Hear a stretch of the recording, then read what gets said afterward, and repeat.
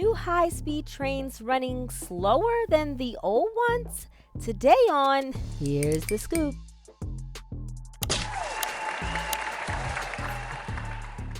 Today's article comes from the Daily Beast, and yeah, you heard that right. Amtrak's got new high speed trains, but they're not running high speed. They're actually running slower than the old ones.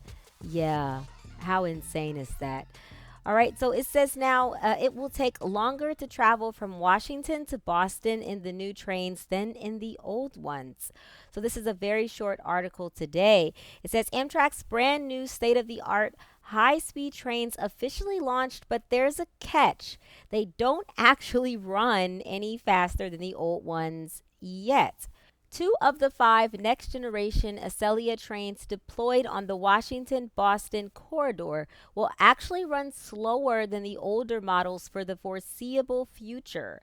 According to the Wall Street Journal, the new trains will take at least 7 hours and 5 minutes to complete the trip, which is around 10 minutes slower than the current journey time.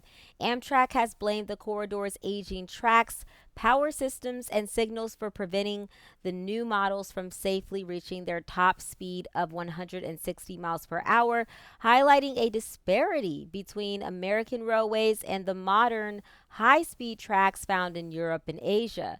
The company has since stated that schedules will be adjusted based on real world performance and that future infrastructure upgrades are planned to help the new trains reach their full potential.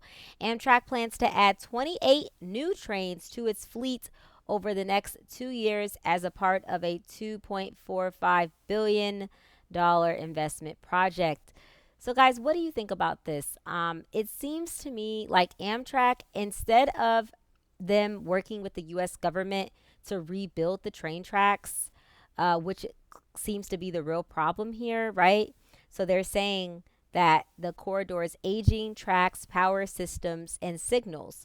So basically, we don't necessarily need new trains. We need a better train infrastructure, right? And then we can get new trains. But it seems like, they're doing the opposite. They're getting the new trains before they get the new infrastructure, which doesn't make any sense because the new trains cannot move at the speed and be the most efficient that they could be because they're dealing with old infrastructure. So they're kind of working backwards and it doesn't make any sense, but this seems to be like the American way now, right? Working backwards. It's just very strange and weird. And I mean, they're probably charging more money, right? Possibly, maybe not.